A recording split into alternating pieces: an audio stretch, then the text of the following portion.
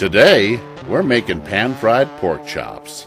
So if you like country-style cooking and you love a good pork chop, stay tuned because this recipe is up next.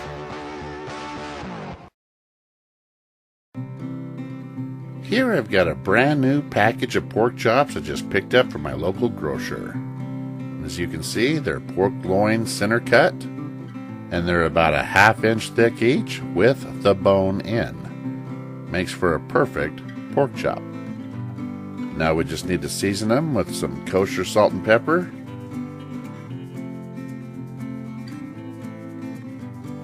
Give them a good flip and season the other side as well.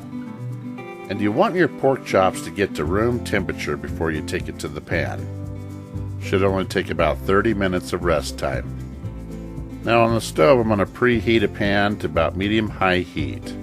I'm going to add some bacon grease and some butter as well. And as soon as that all melts together like this, you want to throw in your pork chops before that butter burns. Now if you'll notice, I'm putting each chop in with the bone in the center of the pan here. Now I'll add a couple cloves of garlic on each side and some rosemary and thyme. And I'm going to set a timer for 3 minutes. And that's all it's going to take each side before you flip. Just remember to keep that bone in the center of the pan. The center of the pan is the hottest, the bone is the coldest. And this will ensure that it cooks all the way through. And just a little bit of pressure on the chop will keep it from curling up. They'll stay nice and flat like this. By now that thyme, rosemary, and garlic have cooked into the butter and bacon grease.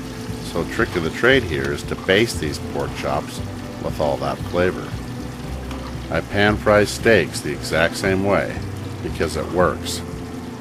Now one of the things you might want to do is sear the outside edges of those chops. I mirror image these chops so I can stack them and turn them on their side like this, and then give it a good 20 to 30 seconds on each side.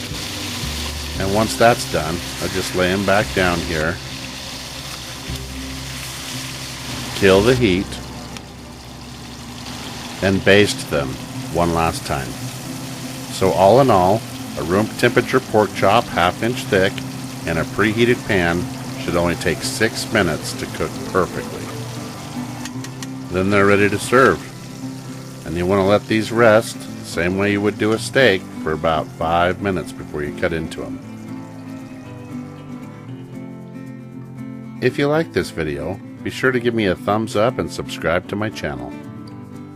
And it won't hurt my feelings if you share and tell your friends where you learned how to make the best pork chops. And don't you dare throw out that jus. You want to set that aside in a ramekin and use it for dipping each bite. And there you have it, pan-fried pork chops right here in the Poor Man's Gourmet kitchen. Thank you for watching, and be sure to stop by PoorMansGourmetKitchen.com for more recipes and exact ingredients.